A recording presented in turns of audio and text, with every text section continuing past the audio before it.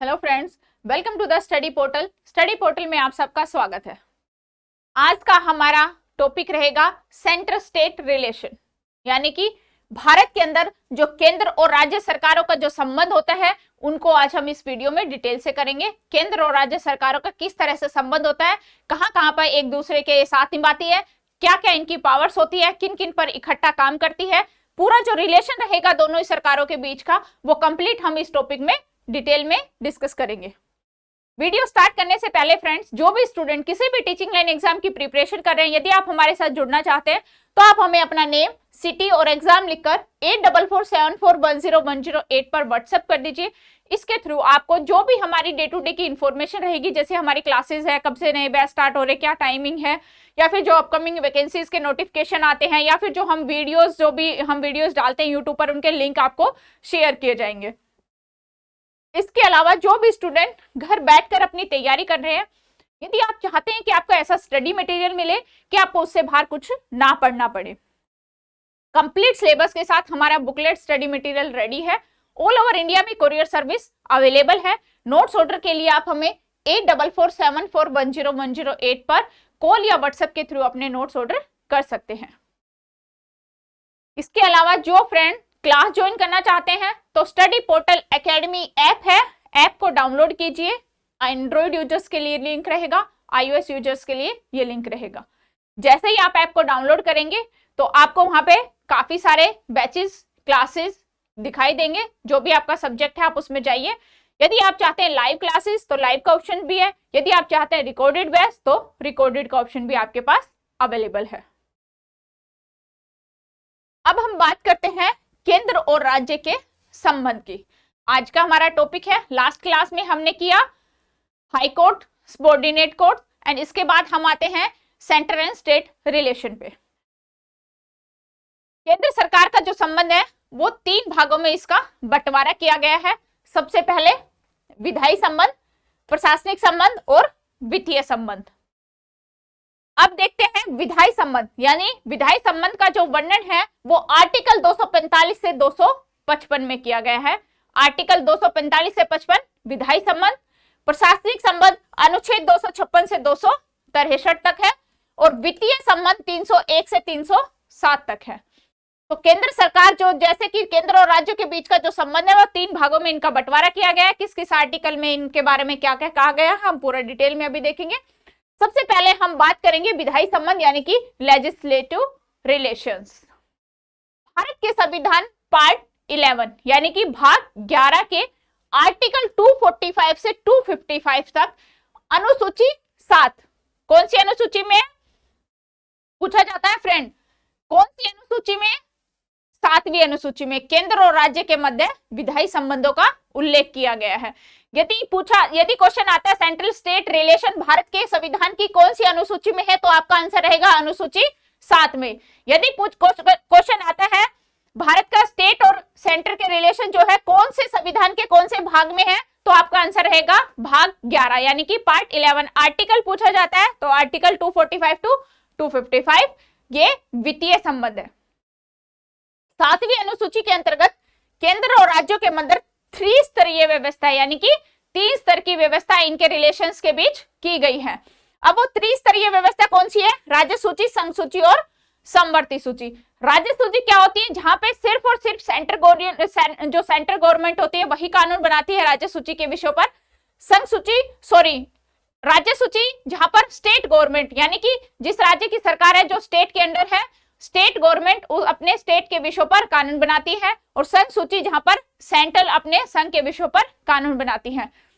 समवर्ती सूची जिस पर संघ और राज्य दोनों ही मिलकर कानून बनाते हैं वो है समवर्ती सूची। तो इनका जो विधायी संबंध है, जो लेजिस्लेटिव रिलेशन है, उसको 3 स्तर पे बांटा गया है, 3 भागों में इसको बांटा गया है, राज्य सूची, संघ सूची और समवर्ती सूची। अब हम सबसे पहले बात करते हैं संघ सूची। संघ सूची के अंतर्गत टोटल 100 विषय है, 97 अभी फिलहाल है। पहले इसके अंतर्गत 100 विषय थे, मूल 97 सम्मिलित है, जिन पर विधि बनाने का अधिकार केवल और केवल संसद के पास है। पहले जो मूल संविधान था उसमें जो टोटल विषय थे वो है 97 और अब ये जो विषय की संख्या है ये है 100। और जो 100 ये विषय है, संघ सूची में जो 100 विषय है उनके ऊपर कानून बनाने का अधिकार सिर्फ और सिर्फ संसद के पास रहेगा। किसके पास रहेगा? संसद के पास। जैसे कि क्या क्या मुद्दे, क्या क्या टॉपिक, कौन कौन से क्षेत्र होते हैं जिन पे संसद कानून बनाती है? जैसे कोई रक्षा डिफेंस का मुद्दा है, बैंकिंग है, मुद्रा है, प्रमाणिक ऊर्जा है, सेना है, बंदरगाह है, इसी तरह के जो और भी सारे विषय है उन पर संसद ही कानून बना सकती है। उसके बाद आता है राज्य सूची। इसके अंतर्गत स्थानीय महत्व के 61 विषय है। पहले 66 शामिल थे। राज्य के विधानमंडल की सामान्य स्थिति इन विषयों पर कानून बनाती है। सामान्य स्थिति मतलब जनरल रूप से तो इन पर कानून बनाने का अधिकार केवल और केवल राज्य सूची को है। बट किसी कारणवश अगर मान लो आपातकाल हो जाए, इमरजेंसी की केस में इनके ऊपर जो कानून बनाने का अधिकार है वो राज्य से हटकर संघ सरकार के पास चला जाता है। क्या क्या ये विषय होते हैं? कृषि, सार्वजनिक व्यवस्था, पुलिस, जेल और स्वास्थ्य। इसी टाइप से और भी जो मुद्दे होते हैं वो राज्य सरकार के, उन पर राज्य सूची पर राज्य सरकारें ही कानून का निर्माण कर सकती है।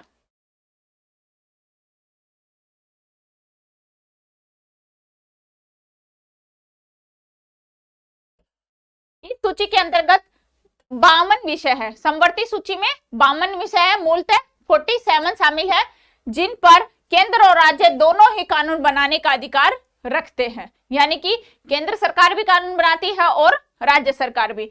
जैसे शिक्षा, जो एजुकेशन का जो अधिकार क्षेत्र है उसके ऊपर संघ सूची और राज्य सूची दोनों का ही अधिकार है। वन, बिजली, दवाइयां, मेडिकल, जो फार्मा इंडस्ट्री है उनके ऊपर भी संघ और राज्य दोनों के ही अधिकार क्षेत्र में आते हैं। अखबार आदि। अब यहां देखते हैं जो हमने अभी बात की राज्य सूची और समवर्ती सूची की। जो उनमें पहले विषय थे, जो उनके विषयों को घटाया गया, दूसरे में जोड़ा गया, वो क्या था? 42वां संविधान संशोधन 1976, जिसको हम मिनी कॉन्स्टिट्यूशनल भी कहते हैं, यानी कि लघु संविधान के रूप में इस संशोधन को जाना जाता है। 42वां संविधान संशोधन 1976, इसको हम मिनी कॉन्स्टिट्यूशन भी कहते हैं। 5 विषयों को राज्य सूची से समवर्ती सूची में जोड़ा गया। यानी कि पहले जो राज्य सूची में विषय थे वहां से 5 को निकाल के समवर्ती सूची में डाला गया। और उसमें कौन कौन से विषय है? वो शिक्षा यानी कि एजुकेशन, वन, मापतोल, जंगली जानवरों पक्षियों का संरक्षण, उच्चतम और उच्च न्यायालयों के अतिरिक्त सभी का गठन। ये जो ऐसे मुद्दे थे इन 5 को, जिनको राज्य सूची से निकालकर समवर्ती सूची में डाला गया। अब आर्टिकल 248 इसके अंतर्गत क्या है? ऐसे विषयों का वर्णन किया है जो किसी भी सूची में सम्मिलित नहीं है। यानी कि अभी हमने देखा केंद्र, राज्य, समवर्ती सूची, जो इन तीनों सूचियों के अलावा भी कुछ ऐसे विषय बन जाते हैं जो किसी में भी शामिल नहीं है और उनके ऊपर यदि कानून का अधिकार है तो वो संसद को प्राप्त है। किसको प्राप्त है? संसद को प्राप्त है। भारतीय संविधान के अनुसार कुछ विशेष परिस्थितियों में राष्ट्रीय हित और एकता के लिए संसद को राज्य सूची के विषयों पर भी कानून बनाने का अधिकार है। जैसा कि मैंने आपको बताया था कि यदि कोई इमरजेंसी का केस है, यदि मान लो देश में इमरजेंसी लागू हो रही है, स्टेट में इमरजेंसी आपातकालीन स्थिति है, तो उस समय में जो राज्य सरकार के ऊपर है वो संघ का अधिकार आ जाता है और राज्य की पावर खत्म हो जाती है।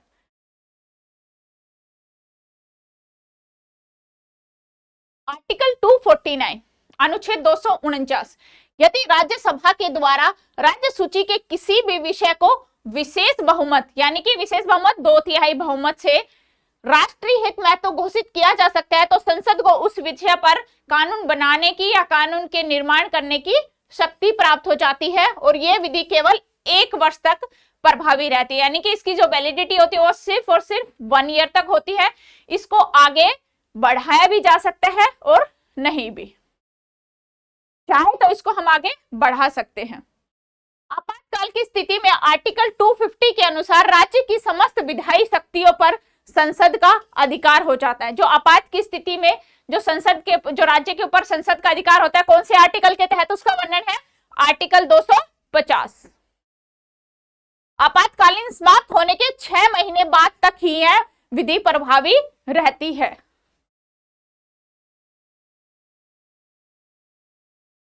आर्टिकल 252 के अनुसार यदि 2 या 2 से अधिक राज्यों में विधानमंडल प्रस्ताव पारित कर यह इच्छा व्यक्त करते हैं कि उनके संबंध में राज्य के विषय पर जो भी राज्य सूची के जो विषय है उनके ऊपर संसद कानून बनाया जा सकता है, तो उस विषय पर विधि बनाने यानी कानून बनाने का अधिकार जो है वो संसद को प्राप्त है।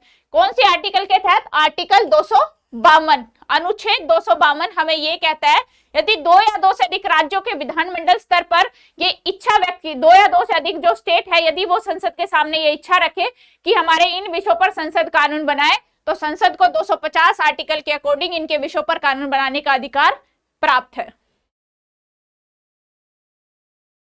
राज्यों के विधानमंडल के द्वारा नियंत्रण।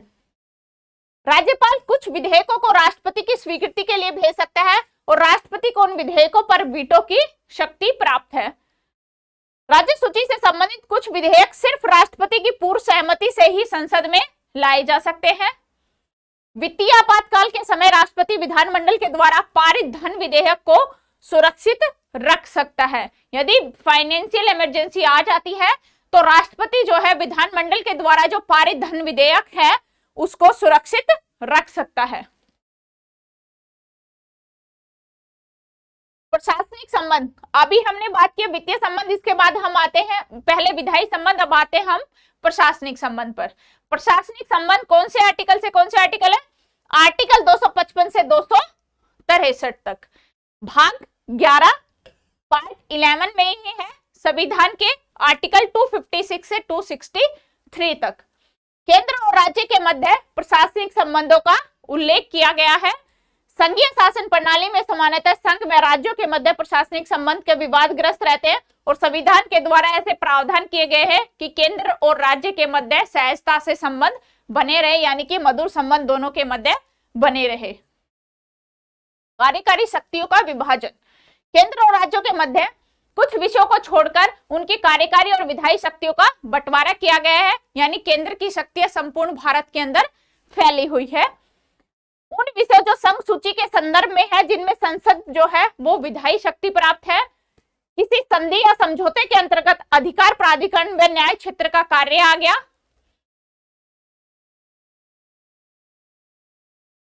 इसी प्रकार से कोई राज्य की कार्यकारी शक्तियां जो राज्य सूची के विषयों पर राज्य की सीमा तक ही विस्तृत है। समवर्ती सूची के विषयों पर केंद्र और राज्य दोनों को ही शक्तियां प्राप्त है, किंतु विवाद की स्थिति में केवल और केवल केंद्र का ही माना जाएगा, यानी कि जो केंद्र की ही कानून की शक्ति है वो सबसे ऊपर रहेगी। राज्य और केंद्र के बीच का दायित्व, क्या कार्यकारी शक्तियों को निम्न 2 प्रकार से उपयोग किया जाता है। संसद के द्वारा निर्मित किसी भी कानून के अनुरूप कार्य करना और इस संबंध में कार्यपालिका को राज्य को निर्देश और निर्देशन देने का दिशा निर्देश देने का अधिकार प्राप्त है। राज्य की कार्यपालिका को शक्ति का प्रयोग करना इस प्रकार किया जाना चाहिए कि वह संघ की कार्यपालिका शक्ति में बाधक ना आए। किसी राज्य को अपनी पावर का प्रयोग इस तरह से करना है कि संघ की कार्यपालिका शक्ति में कोई भी बाधा नहीं आए। किसी राज्य के द्वारा संविधान के दिशा निर्देश के अनुसार कार्य न करने पर अनुच्छेद 365 के अंतर्गत राष्ट्रपति शासन लगाया जा सकता है। यानी राष्ट्रपति को यदि ये लगता है कि इस राज्य के अंदर संविधान के नियमों के अकॉर्डिंग शासन नहीं चल रहा है तो उस राज्य में राष्ट्रपति शासन को लागू किया जा सकता है। लगाता कौन है? राष्ट्रपति। केंद्र और राज्यों के मध्य सहयोग, आर्टिकल 258। केंद्र और राज्यों के कुछ प्रशासनिक कार्य सौंपे जाते हैं तथा राज्यों के द्वारा केंद्र को कुछ प्रशासनिक कार्य सौंपे जाते हैं। केंद्र के द्वारा राज्य को भी प्रशासनिक कार्य सौंपे जाते हैं और राज्य के द्वारा केंद्र सरकार को भी प्रशासनिक कार्य सौंपे जाते हैं। कौन से आर्टिकल के तहत? आर्टिकल 258 के तहत। अब बात करते हैं अनुच्छेद 261। भारतीय राज्य क्षेत्र के सभी भागों में संघ और राज्य उनके जो भी सार्वजनिक मुद्दे, जो भी सार्वजनिक कार्य होते हैं उनके अभिलेख और न्यायिक कार्यवाही को पूर्ण मान्यता प्रदान की जाएगी, पूर्ण रूप से मान्यता उनको दी जाएगी। सभी भागों में संघ और राज्य के, भारतीय राज्य क्षेत्र के सभी भागों में, चाहे वो संघ के हो या राज्य के हो, सार्वजनिक कार्य को जो भी अभिलेख, जो भी न्यायालयिक कार्यवाही है, न्यायिक कार्यवाही है, उनको पूर्ण रूप से मान्यता प्रदान दी जाएगी आर्टिकल 261 के अनुसार। आर्टिकल 262 दो या दो से अधिक राज्यों के बीच नदियों के पानी से संबंधित विवादों का निर्णय करने के लिए संसद को कानून बनाने का अधिकार है।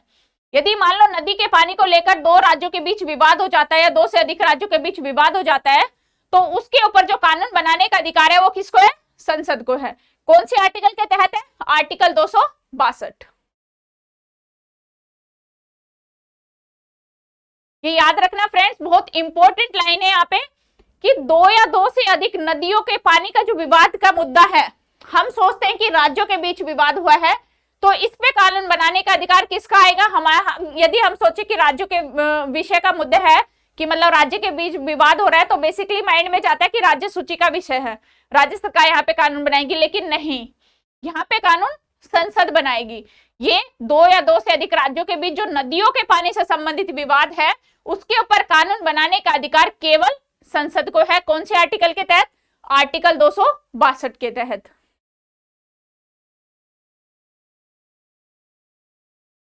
अंतरराज्यीय नदी घाटी के विकास में सरकार को सलाह देने के लिए एक नदी बोर्ड की स्थापना की गई 1956 में। जल विवाद अधिनियम 1958 नदी विवाद को जल विवाद के अधिकरण द्वारा मध्यस्थ निर्देशों का उपबंध करना है। अखिल भारतीय सेवा भारत के किसी अन्य संघ की तरह केंद्र और राज्यों में भी सार्वजनिक सेवाएं विभाजित है। केंद्र और राज्यों के बीच जो संघ सेवाएं हैं, जो सार्वजनिक सेवाएं हैं, उनका बंटवारा किया गया है। जैसे कि केंद्र और राज्य सेवाएं कहां कहां पर है? इसके अंतर्गत अखिल सेवाएं जैसे कि आईएएस, आईपीएस, आईएफएस शामिल है। इन सेवाओं के अधिकारियों की नियुक्ति और प्राधिकरण के केंद्र, यह अधिकारी केंद्र और राज्यों के अंतर्गत उच्च पदों पर अपनी सेवाएं करते हैं। इनकी भर्ती का जो प्रावधान है वो राज्य सरकार के अंदर आता है। आईएएस, आईपीएस और आईएफएस जो भी अखिल सेवाएं होती है। आपातकालीन उपबंध यानी कि इमरजेंसी में जो पावर है, 352 के तहत राष्ट्रपति आपातकाल की स्थिति राज्यों की समस्त शक्तियों केंद्र के पास आ जाएगी। यदि 352 के तहत भारत में देश में नेशनल इमरजेंसी लगाई जा सकती है, यदि लगती है तो जो भी राज्य की जो भी पावर है वो केंद्र के पास ऑटोमेटिकली आ जाएगी। 356 के तहत राष्ट्रपति जो है राज्य में अंदर यदि लगे कि राज्य का शासन ठीक काम नहीं कर रहा है तो राज्य की समस्त शक्तियां राष्ट्रपति के पास आ जाती है। आर्टिकल 360 वित्तीय आपातकाल यानी फाइनेंशियल, यदि कोई प्रॉब्लम ऐसी आती है तो वित्तीय आपात 360 के तहत लगाया जा सकता है। अब वित्तीय आपात फाइनेंशियल रिलेशंस, क्या पहले हमने पढ़ा विधायी संबंध, फिर प्रशासनिक संबंध, उसके बाद है वित्तीय संबंध यानी कि फाइनेंशियल रिलेशन केंद्र और राज्य के बीच का। संविधान के भाग 12, हमारा विधायी और प्रशासनिक दोनों संविधान के भाग 11 में है, वित्तीय रिलेशन भाग 12 में है। आर्टिकल 268 टू 293 केंद्र और राज्यों के मध्य यदि वित्तीय संबंध का उल्लेख है तो 268 से 293 में किया गया है। ये भारतीय अधिनियम 1935 में किया गया। संघ के राजस्व स्रोतों का उल्लेख संघ सूची में किया गया जिसमें 15 विषय शामिल है। राज्य के राजस्व स्रोतों का उल्लेख राज्य सूची में किया गया जिसमें 20 विषय शामिल है। समवर्ती सूची के अंतर्गत 3 विषय शामिल है जिन पर केंद्र और राज्य दोनों ही निर्धारण का अधिकार रखते हैं, निर्णय का अधिकार रखते हैं। वर्तमान में संघ सूची और राज्य सूची के अंतर्गत निहित विषयों को समाप्त कर पूरे देश में एकीकृत करके वस्तु और सेवा कर यानी GST, goods and service tax को लागू किया गया है। यानी कि जो अलग अलग पहले टैक्सेस होते थे, केंद्र का अलग, सेंटर का अलग, उसको खत्म करके इकट्ठा एक जीएसटी जो है वो लागू किया गया है। आपातकालीन स्थिति में वित्तीय संबंध, यदि इमरजेंसी पावर आती है तो फिर क्या वित्तीय संबंध रहेगा? अनुच्छेद 352 आर्टिकल 352 के तहत राष्ट्रीय आपात नेशनल इमरजेंसी लागू होने की स्थिति में केंद्र और राज्य के मध्य संवैधानिक राजस्व वितरण को कम किया जाएगा या फिर रोक दिया जाएगा। 356 और 365 के तहत राष्ट्रपति शासन प्रेसिडेंट रूल जो लागू होता है, ऐसी स्थिति में संसद संबंधित राज्य संबंधित किसी भी विधायी शक्तियों का प्रयोग करती है तो राज्य के मंत्रिमंडल समाप्त हो जाता है और पूर्ण रूप से जो कार्यपालिका होती है वो राष्ट्रपति के पास आ जाती है। राष्ट्रपति के द्वारा इस शक्ति का प्रयोग राज्यपाल या अन्य प्राधिकारी के माध्यम से किया जाता है।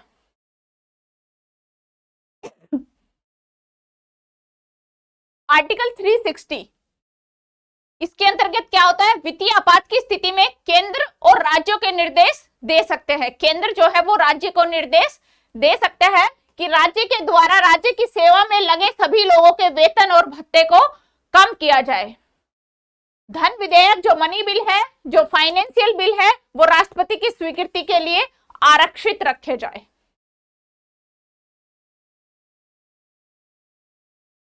ये था हमारा सेंट्रल और स्टेट रिलेशन। 3 टाइप से इनके रिलेशन बने, किस किस आर्टिकल में बने, क्या क्या रिलेशन होते हैं, कौन कैसे किस कंडीशन में काम करती है, सभी को हमने अच्छे से इस वीडियो में डिस्कस किया है फ्रेंड। आई होप आपको सारा समझ में आया होगा। धन्यवाद।